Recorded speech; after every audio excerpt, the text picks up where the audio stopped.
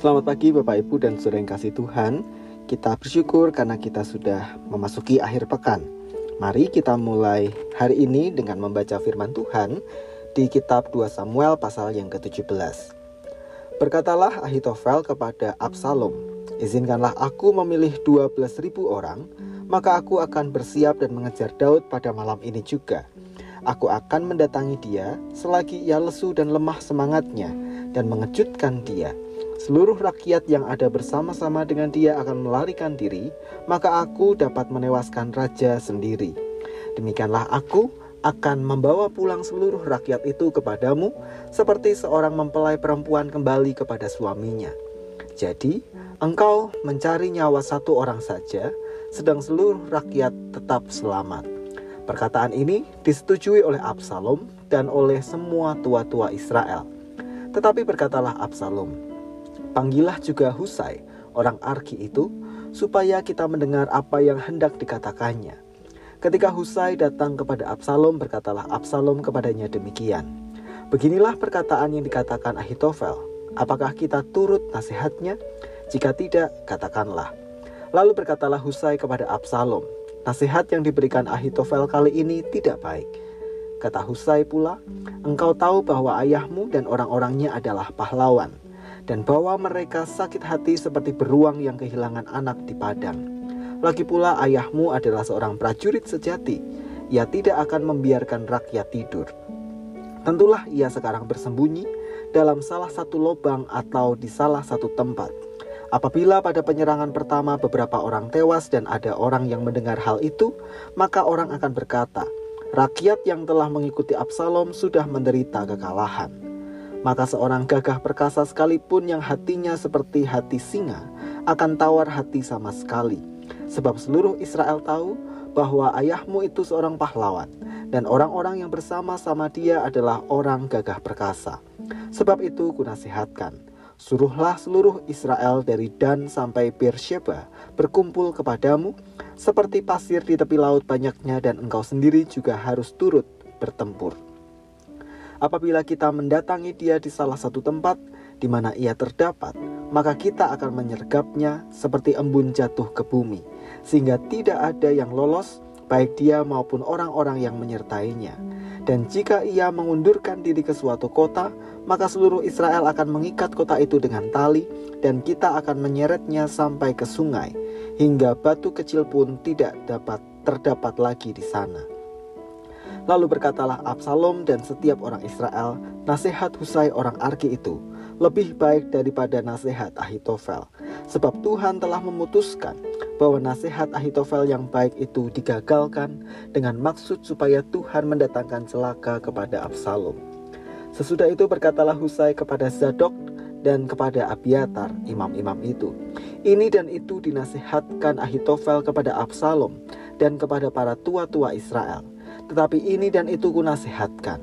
Oleh sebab itu, suruhlah dengan segera memberitahukan kepada Daud demikian, 'Pada malam ini janganlah bermalam di tempat-tempat penyeberangan ke padang gurun, tetapi menyeberanglah dengan segera, supaya jangan raja dan seluruh rakyat yang bersama-sama dengan dia itu ditelan habis.'" Yonatan dan Ahimaas menunggu di El Rogel, dan setiap kali ada seorang budak perempuan yang datang membawa kabar kepada mereka, dan mereka pun langsung memberitahu Raja Daud, sebab mereka tidak boleh dilihat memasuki kota. Tetapi seorang anak melihat mereka, lalu memberitahu Absalom.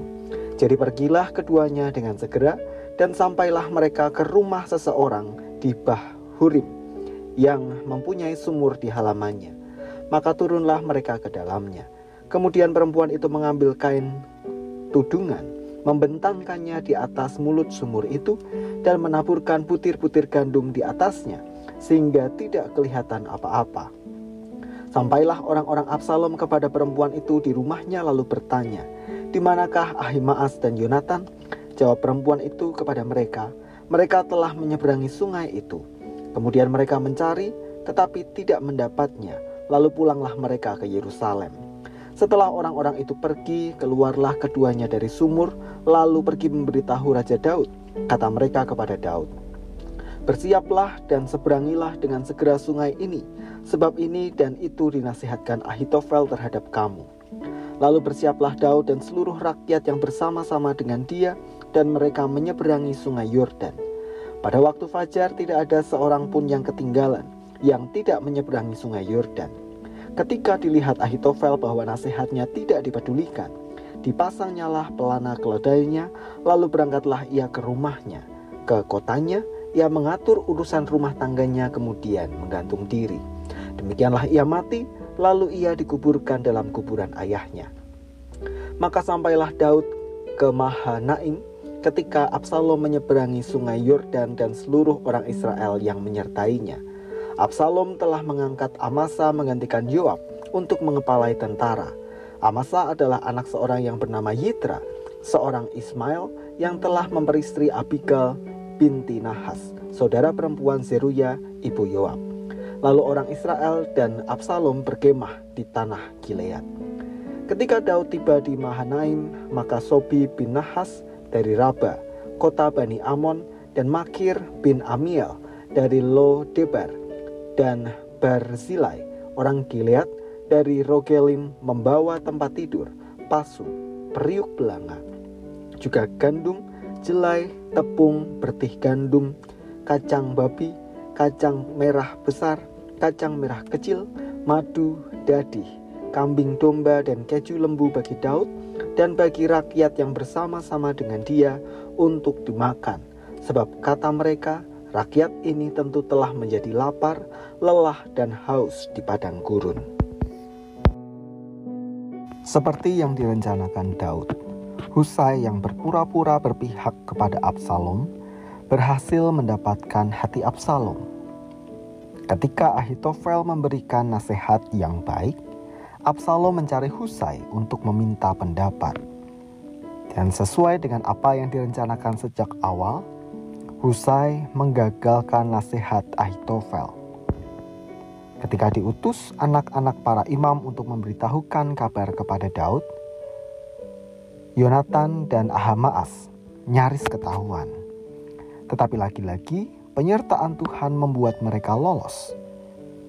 Dan di sisi lain, Ahitofel yang sakit hati karena nasihatnya tidak diikuti Absalom, pulang ke kotanya lalu gantung diri.